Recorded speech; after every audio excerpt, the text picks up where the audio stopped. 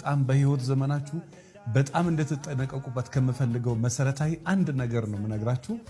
ይህን ቪዲዮ በእውነት ለምትወዱት ሰው ሼር አድርጉለት፣ በጣም እንዲጠነቀቅ፣ በተለይ ወጣቶች ከሆናችሁ።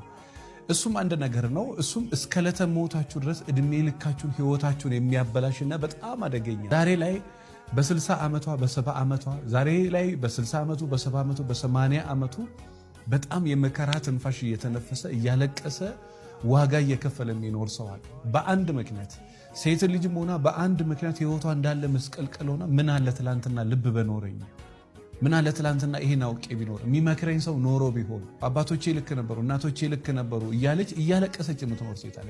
በህይወት ዘመናችሁ ላይፋችሁ በጣም የጣፈጠና ጥሩ እንዲሆን የምትፈልጉ ከሆነ አንድ ነገር ተጠንቀቁ። እሱ ምንድነው?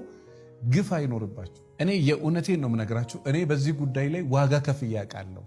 እዚህ ምድር ላይ አንድ ህግ አለ። ክፉም ሰራ ያው ክፉ